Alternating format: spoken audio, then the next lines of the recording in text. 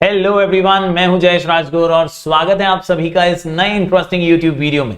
दोस्तों, हम पढ़ रहे हैं क्लास 10th महाराष्ट्र बोर्ड का हिस्ट्री एंड पॉलिटिकल साइंस और ये है हिस्ट्री का चैप्टर नंबर 9 हेरिटेज मैनेजमेंट का लेक्चर नंबर 2। जी हां दोस्तों, पिछले कई वीडियोस के अंदर हमने अलग अलग चैप्टर्स को कवर किया है, तो अगर आप इस चैनल पर नए हैं तो जरूर से सब्सक्राइब कीजिए, बेल आइकन दबाइए, क्योंकि यहां आपको लगातार ऐसे ही इंफॉर्मेटिव वीडियोस मिलते रहेंगे। आप प्लेलिस्ट सेक्शन में जाइए, 10th हिस्ट्री और 10th ज्योग्राफी की प्लेलिस्ट आपको मिल जाएगी। वहां आपको चैप्टर वाइज वीडियोस मिल जाएंगे जहां से आप अपनी पढ़ाई जारी रख सकते हैं। आईएमपी क्वेश्चन की सीरीज भी जल्दी आने वाली है, तो जरूर जरूर जरूर चैनल पर बने रहें और अपना प्यार बरकरार रखें। चलिए आज के इस वीडियो को शुरू करते हैं। पिछले वीडियो में दोस्तों हमने हेरिटेज मैनेजमेंट को बारीकी से समझा। हमने समझा कि ये चैप्टर का एग्जैक्टली कोर मीनिंग क्या है। हमने कोशिश की म्यूजियम्स के बारे में समझने की। आज के इस वीडियो में हम जानेंगे अबाउट लाइब्रेरीज एंड आर्काइव्स, क्यों ये महत्वपूर्ण है और किस तरह से ये अलग अलग दस्तावेजों को संभाल के संजो के रखते हैं फ्यूचर जनरेशंस के लिए। किस तरह से ये डॉक्यूमेंटेशन को एकदम बहुत ही अच्छी तरीके से संजो के रखते हैं और जिनसे आने वाली पीढ़ियों को, आने वाली जनरेशंस को भी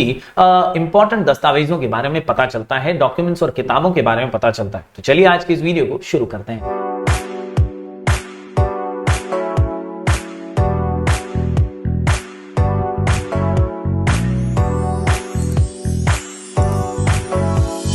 तो जैसा कि आप जानते हैं दोस्तों, अलग अलग सोर्सेस ऑफ हिस्ट्री हैं। उन्हीं में इन्हीं अलग अलग सोर्सेस के अंदर रिटन सोर्सेस बहुत ज्यादा इंपॉर्टेंट हैं। ओरल सोर्सेस और मटेरियल सोर्सेस तो होते ही हैं, लेकिन लाइब्रेरीज और म्यूजियम्स के अंदर या आर्काइव्स के अंदर स्पेसिफिकली हम कहें तो ये डॉक्यूमेंटेशन, पेपर्स और बुक्स जो हैं वो मेंटेन की जाती हैं। बहुत ही अच्छे से इन्हें प्रिजर्व किया जाता है। Yes, institutes like libraries, museums, archives conserve and preserve this precious historical heritage. They choose important specimens from the heritage collection and exhibit them.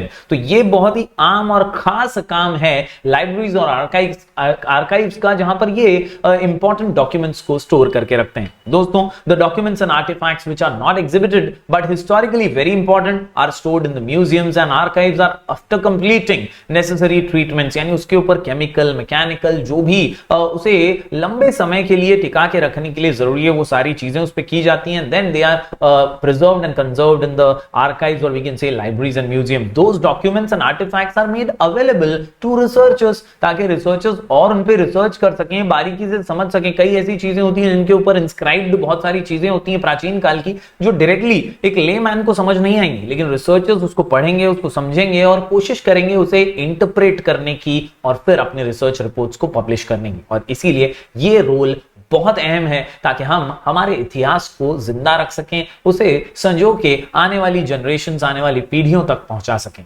दोस्तों, आज बात करते हैं लाइब्रेरीज एंड आर्काइव्स की डिटेल में। Libraries are the store houses of knowledge and information. खजाना है, भंडार है किताबों का, ऐसा अक्सर हम समझते हैं, लेकिन कई लाइब्रेरीज जो हैं स्पेसिफिकली, या हम कह सकते हैं स्पेशलाइज्ड लाइब्रेरीज हैं, स्टोर हाउस हैं हिस्टोरिकल बुक्स और हिस्टोरिकल इंफॉर्मेशन का। Library science is very closely related to management science, information technology and field of education. कई प्रकार की चीजें आपको यहां पर करनी पड़ती हैं प्रॉपरली चीजों को मैनेज करने के लिए। तो लाइब्रेरी मैनेजमेंट के अंदर भी बहुत सारा टेक्निकल चीजें बहुत जरूरी हैं, ताकि आप उसे सॉर्ट और अरेंज प्रॉपरली कर सकें, किताबों को, उन डॉक्यूमेंट्स को। Libraries perform various task like collecting books, arranging them systematically, conservation and preservation of those books। ऐसा नहीं कि बस पढ़ी है, रद्दी की तरह पढ़ी है, उन्हें प्रॉपर वे में रीडर्स तक पहुंचाने के लिए सिस्टमैटिकली उन्हें रखना संभाल के बहुत जरूरी है। Dissemination of information sources etcetera. Dissemination यानी यहां पर दोस्तों हमें बाइफर्केशन प्रॉपर करना है, सॉर्टिंग बराबर करनी है, ताकि एक जगह पर एक टाइप की इंफॉर्मेशन मिल जाए, दूसरे जगह पे दूसरे टाइप की जो रिलेटेड इंफॉर्मेशन है वो मिल जाए, और इससे सारे सोर्सेस जो है रीडर की जरूरत के हिसाब से उसके लिए अवेलेबल हो। Many of these tasks are completed with the help of computerised systems nowadays. आजकल कंप्यूटराइज्ड सिस्टम्स और टेक्नोलॉजी की मदद से इन कामों को किया जा रहा है। To make a book available to a reader as per his requirement, it is the most important aspect of library management. तो ये बहुत अहम बात है। बात करें दोस्तों यहां पर एक किस्से की, तो सबसे प्राचीन यहां पर एक किस्सा सामने आता है सरस्वती महल ग्रंथालय का। जी हां दोस्तों, सरस्वती महल ग्रंथालय ये तंजावुर तमिलनाडु का है, और यहां पर दोस्तों इसे 16-17 सेंचुरी में, 16वीं या 17वीं सदी में इसे बनाया गया था during the times of Nayak dynasty. ये जो नायक राजा थे इन्होंने इसको बनाया था और रुचि रखते थे डेफिनेटली वो भी किताबों में, इसीलिए इन्होंने ये बिल्ड किया था। इसका नाम ही सरस्वती महल ग्रंथालय रखा गया, यानी यहां पे महान ग्रंथों का वास किया जाएगा। इन 1675 सीई व्यंकोजी राजे भोसले कॉन्कर्ड तंजौर। तो यहां पर ये एक तख्ता पलट हो गया। व्यंकोजी राजे भोसले ने हमला किया और तमिलनाडु के तंजौर को नायक डायनेस्टी से कैप्चर कर लिया। और यहां पर दोस्तों आया एक बदलाव, ये एक पॉजिटिव चेंज था दोस्तों। कहीं ना कहीं ये जो व्यंकोजी राजे भोसले जी थे, इनको भी सरस्वती महल ग्रंथालय जो था ये बहुत पसंद था, दिल के करीब था। और इसीलिए जो इंडिपेंडेंट रूल आया यहां पर, Vyankoji Raje Bhosle and his successors kept expanding the Saraswati Mahal Granthalaya. उन्होंने इसे तोड़ा नहीं, इसे गिराया नहीं, इनफैक्ट इसे बड़ा किया, इसे एक्सपांड किया और इसको नाम दिया बहुत ही अलग और बहुत ही अच्छा नाम, Serfoji Raje Bhosle contributed the most in this expansion. In 1918 the library was renamed as the Tanjore Maharaja Serfoji's Saraswati Mahal library. तो इसे एक नया नाम देकर के इसे एक्सपांड करते हुए और ढेर सारे कलेक्शंस इसमें लाकर रखे गए इन हिज ऑनर। जो उनके ऑनर में हम कह सकते हैं, उनका नाम इसीलिए दिया गया क्योंकि उनका हाथ, उनका कंट्रीब्यूशन, उनका रोल इस ग्रंथालय को बड़ा बनाने में और प्राचीन जो किताबें थी, हिस्टोरिक डॉक्यूमेंट्स थे, उन्हें संजो के रखने में बहुत अहम रोल इन्होंने निभाया था। दोस्तों यहां पर एक शॉर्ट नोट है जो आपको पॉइंट्स टू रिमेंबर की तरह काम आएगा। यहां पर सरस्वती महल ग्रंथालय से रिलेटेड अगर बोर्ड एग्जाम में कोई क्वेश्चन आता है तो कुछ चीजें आपको याद रखनी है। 16-17 सेंचुरी तंजौर तमिलनाडु में ये नायक डायनेस्टी में बनाया गया, पहला पॉइंट। दूसरा आपको याद रखना है 1675 में व्यंकोजी राजे भोसले ने इसे कॉन्कर कर लिया और इंडिपेंडेंट रूल तंजौर में आ गया।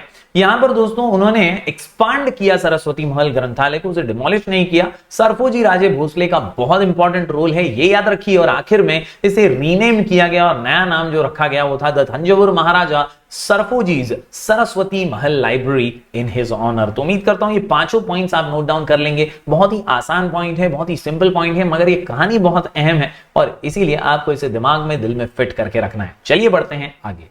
तो दोस्तों लाइब्रेरीज और आर्काइव्स का रोल बहुत ही इंपॉर्टेंट है कंजर्वेशन और प्रिजर्वेशन ऑफ हिस्टोरिक बुक्स और डॉक्यूमेंट्स के संदर्भ में। तो यहां पर दोस्तों कुछ महत्वपूर्ण नोटवर्दी लाइब्रेरीज जो इंडिया में मौजूद है उनके नाम दिए हैं, जैसे national library Kolkata, Nehru memorial museum and library Delhi, इसके अलावा state central library Hyderabad, library of Asiatic society and David Sassoon library Mumbai. ये कुछ इंपॉर्टेंट लाइब्रेरीज हैं जहां पर ढेर सारी किताबें और ढेर सारी हिस्टोरिक डॉक्यूमेंट्स आपको मिल जाएंगे। दोस्तों कुछ खास टास्क होते हैं लाइब्रेरी मैनेजमेंट में और कुछ खास आर्काइव्स मैनेजमेंट में भी टास्क होते हैं। चलिए इनका महत्व और इन टास्क को जान लेते हैं। दोस्तों सबसे पहले अगर मैं बात करूं लाइब्रेरी मैनेजमेंट के इंपॉर्टेंस की, तो ये स्टोर हाउसेस हैं नॉलेज के, ये याद रखिए। यहां पर आपको भंडार मिलने वाला है नॉलेज का और इंफॉर्मेशन का, और इसीलिए ये बहुत इंपॉर्टेंट है। Library science is very closely related to management science, क्योंकि यहां पर आपको सॉर्टिंग करनी पड़ती है, अल्फाबेटिकली बुक्स को अरेंज करना पड़ता है, चीजें सही ढंग से अरेंज की हुई होनी चाहिए, क्रोनोलॉजिकल ऑर्डर में भी होनी चाहिए। तो इंफॉर्मेशन टेक्नोलॉजी और एजुकेशन की फील्ड भी इससे जुड़ी हुई है। साथ ही साथ दोस्तों libraries perform various task like collecting books, arranging them systematically. ये सारे काम जो स्टार्टिंग में भी हमने पढ़े इंट्रो में, वही यहां पर बताए गए हैं कि भैया लाइब्रेरी मैनेजमेंट में ये चीजें बहुत अहम है, बहुत जरूरी है। Many of these task are completed with the help of computerised systems nowadays to make a book available to a reader as per his requirement. It is the most important aspect of library management. यानी जो reader है, जो curious है, जो information हासिल करना चाहता है, उस तक इंफॉर्मेशन पहुंचे, यही सबसे इंपॉर्टेंट काम होता है किसी भी लाइब्रेरी मैनेजर का। दोस्तों लाइब्रेरी मैनेजमेंट के अलावा आर्काइव्स मैनेजमेंट में भी कई इंपॉर्टेंट टास्क होते हैं। From the technical point of view the management of archives is Eakin, यानी बहुत ज्यादा सिमिलर टू लाइब्रेरी मैनेजमेंट, यानी बहुत इंपॉर्टेंट। जी हां दोस्तों, क्वेश्चन बहुत ही सिंपल सा है जो एग्जाम में आ सकता है, which tasks are important in archives management. और यहां पर दोस्तों preserving documents with important content in their original condition. जैसे हैं वैसे ही मेंटेन करना, जैसे हैं वैसे ही मेंटेन करना। आप उसे प्रिजर्व और कंजर्व करने के चक्कर में खुद की लिपापोती उस पर नहीं कर सकते। वो जैसा हिस्टोरिकल है वैसा ही रहना चाहिए, यही तो सबसे इंपॉर्टेंट काम है।